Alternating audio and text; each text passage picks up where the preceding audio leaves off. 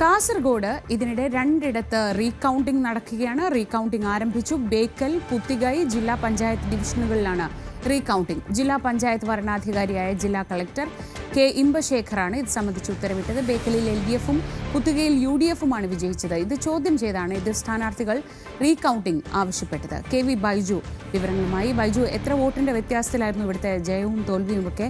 ഏത് സാഹചര്യത്തിലാണ് റീകൗണ്ടിംഗ്? ശ്രീജ, ജില്ലാ പഞ്ചായത്തിലെ 2 ഡിവിഷനുകൾ, അതായത് ഒന്ന് ബേക്കൽ, അതുപോലെ തന്നെ പുത്തിക.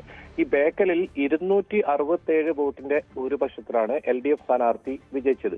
ഒപ്പം പുത്തികയിൽ UDFന്റെ സ്ഥാനാർത്ഥി 418 വോട്ടുകൾക്കുമാണ് വിജയിച്ചത്. ഇതിൽ ഏറ്റവും പ്രധാനം ഈ ജില്ലാ പഞ്ചായത്ത് ഭരണം മാറാനുള്ള ഒരു സാധ്യത പോലും ഈ ഒരു റീകൗണ്ടിങ്ങുമായി ബന്ധപ്പെട്ട ഇവരുടെ ഈ ഒരു ഇതിലുണ്ട് എന്നതാണ്. കാരണം 9 LDF, 8 UDF എന്നിങ്ങനെയാണ് ഈ ജില്ലാ പഞ്ചായത്തിലെ കക്ഷി നില. ഏതെങ്കിലും തരത്തിൽ ഈ ബേക്കലിലെ LDF സ്ഥാനാർത്ഥിയുടെ റീകൗണ്ടിങ്ങുമായി ബന്ധപ്പെട്ട് മാറ്റം വന്നാൽ ഒരു പക്ഷേ ജില്ലാ പഞ്ചായത്ത് ഭരണം തന്നെ നഷ്ടപ്പെട്ടേക്കാം. അതാണ് ഇതിന്റെ ഏറ്റവും ഒരു പ്രാധാന്യം അറിയിക്കുന്നത്. അതുകൊണ്ട് തന്നെയാണ് UDF ഇത്തരത്തിൽ പരാതി നൽകിയത്. ഏതായാലും ഇപ്പോൾ ഈ റീകൗണ്ടിങ് ഏതാണ്ട് പൂർത്തിയായിട്ടുണ്ട്. ഔദ്യോഗികമായ വിവരം വന്നില്ലെങ്കിലും നമുക്ക് ലഭിക്കുന്ന വിവരം ഇതിലൊരു മാറ്റവും ഇതുവരെ സംഭവിച്ചിട്ടില്ല എന്നതാണ്. ഔദ്യോഗികമായ അറിയിപ്പ് അല്പസമയത്തിനും വരും. നമ്മൾ ഈ റീകൗണ്ടിങ് സ്റ്റേഷന് തൊട്ടടുത്ത് തന്നെയുണ്ട്. അതുപോലെ തന്നെ ഈ പുത്തികയിലെ വലിയ മാറ്റം വരാനില്ല. കാരണം അവിടെ UDF വിജയിച്ചതാണ്. അതുകൊണ്ട് തന്നെ ജില്ലാ പഞ്ചായത്തിൽ ഭരണമാറ്റവുമായി ബന്ധപ്പെട്ട് ഉണ്ടാകാനുള്ള സാധ്യത ഇല്ലെങ്കിലും ഈ ബേക്കലാണ് ഏറ്റവും പ്രധാനം. ബേക്കലിൽ ഏതെങ്കിലും തരത്തിൽ LDF പരാജയപ്പെടുകയും റീകൗണ്ടിങ്ങിൽ UDF വിജയിക്കുകയും ചെയ്താൽ ജില്ലാ പഞ്ചായത്ത് ഭരണം തന്നെ നഷ്ടപ്പെടുന്ന സാഹചര്യം ഉണ്ടാവും. നിലവിൽ നമുക്ക് അനൌദ്യോഗികമായി ലഭിക്കുന്ന വിവരം, ഇപ്പോൾ ഔദ്യോഗികമായി പ്രഖ്യാപനം വന്നില്ലെങ്കിലും റീകൗണ്ടിങ്ങിൽ ഇതുവരെ മാറ്റമൊന്നും ഇല്ല എന്ന് തന്നെയാണ് നമുക്ക് ലഭിക്കുന്ന വിവരം. ശ്രീജ. ശരി. KV ബൈജു ആണ് കാസർഗോഡ് നിന്ന് വിവരങ്ങൾ നൽകിയത്. തലസ്ഥാന നഗരത്തിലെ 4 നിയമസഭാ മണ്ഡലങ്ങളിൽ നേമത്തും വട്ടിയൂർക്കാവിലും CPMന് അടിതെറ്റി. കഴക്കൂട്ടത്ത് പിടിച്ചു നിന്നപ്പോൾ തിരുവനന്തപുരം സെൻട്രലിലും തിരിച്ചടി നേരിട്ടു. നേമത്തും വട്ടിയൂർക്കാവിലും കുതിച്ചുകയറിയ BJP കഴക്കൂട്ടത്തും കരുത്തുകാട്ടി. വട്ടിയൂർക്കാവും തിരുവനന്തപുരവുമാണ് UDFന് തുണയായത്. രാജീവ് ചന്ദ്രശേഖരൻ വലിയ ഉത്കണ്ഠയിലാണ്. ഈ പൂട്ടിയ അക്കൗണ്ട് തുറക്കാൻ വേണ്ടി അദ്ദേഹം സ്വയം പ്രഖ്യാപിച്ചിരുന്നല്ലോ. അപ്പോഴാണ് അദ്ദേഹത്തിന് മനസ്സിലായത് ഈ പ്രവർത്തനങ്ങളുമായി ബന്ധപ്പെട്ട് താഴെക്കടയിലേക്ക് പോയപ്പോൾ പൂട്ടിയത് തന്നെ തുറക്കാൻ വലിയ പ്രയാസമായിരിക്കും എന്നുള്ള വിവരം മനസ്സിലായത്. നിയമസഭയിൽ BJPയുടെ അക്കൗണ്ട് സ്ഥിരമായി പൂട്ടിച്ചത് ആണെന്നാണ് വോട്ടെടുപ്പിന് ശേഷം നേമം MLA കൂടിയായ V ശിവൻകുട്ടി പറഞ്ഞത്. എന്നാൽ അതത്ര എളുപ്പമാകില്ലെന്ന് തെളിയിക്കുന്നതായി തദ്ദേശ തെരഞ്ഞെടുപ്പിൽ നേമമണ്ഡലത്തിൽ ഉൾപ്പെടുന്ന വാർഡുകളിലെ ഫലം. 9 കൗൺസിലർമാരുണ്ടായിരുന്ന ഇടതുമുന്നണി 4-ൽ ഒതുങ്ങി. BJP ആകട്ടെ നേരത്തെ ഉണ്ടായിരുന്ന 13 വാർഡുകൾ നിലനിർത്തി. 5 വാർഡ് അധികം നേടുകയും ചെയ്തു. UDF 1 വാർഡിൽ ഒതുങ്ങി. നിയമസഭാ തെരഞ്ഞെടുപ്പിലും നേമത്തെ CPMനെ കാത്തിരിക്കുന്നത് കടുത്ത പരീക്ഷണമെന്നുറപ്പാണ്. മേയർ ബ്രോയിലൂടെ പിടിച്ചെടുത്ത വട്ടിയൂർക്കാവ് തദ്ദേശത്തിൽ CPMനെ കൈവിട്ടു. 12 സിറ്റിംഗ് വാർഡുകൾ ഉണ്ടായിരുന്ന ഇടതുമുന്നണി 3-ൽ-1 ചുരുങ്ങി. MLA VK പ്രശാന്ത് മണ്ഡലം മുഴുവൻ ഓടി നടന്നിട്ടും 4 മാത്രമാണ് ജയിക്കാനായത്. BJP 8-ൽ നിന്ന് 11 ഉയർന്നു. വട്ടിയൂർക്കാവിൽ മത്സരിക്കാൻ ഒരുങ്ങുന്ന K മുരളീധരന് ആത്മവിശ്വാസം നൽകുന്നതാണ് UDFന്റെ പ്രകടനം.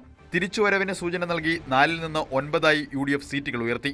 വലിയ തിരിച്ചടിയിലും ആശ്വസിക്കാവുന്ന ഫലമാണ് CPMനും കടകംപള്ളി സുരേന്ദ്രനും കഴക്കൂട്ടം നൽകുന്നത്. കഴിഞ്ഞ തവണത്തെ മേൽക്കൈ നിലനിർത്താനായില്ലെങ്കിലും 10 വാർഡുകളിൽ ഇത്തവണയും ഇടതുമുന്നണി ജയിച്ചു. 4 വാർഡുകൾ നഷ്ടമായി. കടകംപള്ളിയുടെ കഴക്കൂട്ടത്തെ എതിരാളി B മുരളീധരൻ നിറഞ്ഞുനിന്ന് പ്രവർത്തിച്ചപ്പോൾ BJP 5-ൽ നിന്ന് 13 സീറ്റ് ഉയർത്തി. മുരളീധരന് ആത്മവിശ്വാസത്തോടെ കഴക്കൂട്ടത്ത് മത്സരിക്കാം. തീരദേശ മേഖലകൾ അടങ്ങിയ തിരുവനന്തപുരം സെൻട്രലിലെ പ്രകടനമാണ് കഴിഞ്ഞ തവണ ഇടതുമുന്നണിക്ക് നഗരസഭയിൽ പ്രതീക്ഷകൾ മറികടന്നുള്ള വിജയം സമ്മാനിച്ചത്. 14 വാർഡുകളാണ് അന്ന് LDF ജയിച്ചു കയറിയത്. അത് ഇത്തവണ 8-ൽ ഒതുങ്ങി. പരമ്പരാഗത ശക്തി കേന്ദ്രങ്ങളിൽ തിരിച്ചുവരവ് നടത്തിയ കോൺഗ്രസ് 2-ൽ നിന്ന് 5-ലേക്ക് ഉയർന്നു. BJPയും മോശമാക്കിയില്ല. 3-ൽ നിന്ന് 7 വാർഡുകളാണ് BJPയുടെ അക്കൗണ്ടിലെത്തിയത്. മാസങ്ങൾക്കിപ്പുറമുള്ള നിയമസഭാ തെരഞ്ഞെടുപ്പ് കൂടി ലക്ഷ്യമിട്ടാണ് ഈ മണ്ഡലങ്ങളിൽ മുന്നണികളും നേതാക്കളും തദ്ദേശ പോരിനിറങ്ങിയത്. UDFനും BJPക്കും പ്രതീക്ഷ നൽകുന്ന ഫലമുണ്ടായപ്പോൾ CPMന് ആശങ്ക ഉണ്ടാക്കുന്നതാണ് നഗരമണ്ഡലങ്ങളിലെ തദ്ദേശ ഫലം. VV Arun, news 18. 45 ദിവസത്തിനകം പ്രധാനമന്ത്രി തലസ്ഥാനത്തെത്തുമെന്ന് VV രാജേഷ് പറഞ്ഞ എല്ലാ വാഗ്ദാനങ്ങളും പാലിക്കും. ജനങ്ങളുടെ നികുതി പണം കട്ടവർ നിയമത്തിന് മുന്നിൽ മറുപടി പറയേണ്ടി വരുമെന്നും VV രാജേഷ് കൂട്ടിച്ചേർത്തു.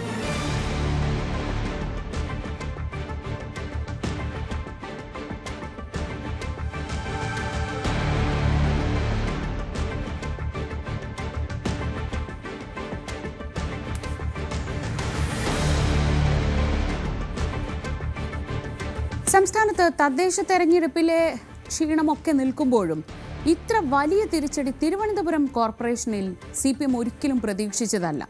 സംസ്ഥാനത്ത് പൊതുവിലുണ്ടായ കാരണങ്ങൾക്കപ്പുറം തിരുവനന്തപുരത്തെ തോൽവിക്ക് മറ്റ് ചില ഘടകങ്ങൾ കൂടിയുണ്ട്. അത് എന്തൊക്കെയാണെന്ന് പരിശോധിക്കാം. എന്തുകൊണ്ട് എങ്ങനെ തിരുവനന്തപുരം കോർപ്പറേഷനിൽ ഇടതുമുന്നണി പരാജയപ്പെട്ടു? BJP അവരുടെ ചരിത്ര വിജയം എങ്ങനെ എന്തുകൊണ്ട് സ്വന്തമാക്കി? ഇത് നമുക്ക് വിശദമായി തന്നെ പരിശോധിക്കാം. തദ്ദേശ തെരഞ്ഞെടുപ്പിൽ പൊതുവിൽ CPM-നും ഇടതുമുന്നണിക്കുമുണ്ടായ തിരിച്ചടിക്ക് നിരവധി കാരണങ്ങളുണ്ട്.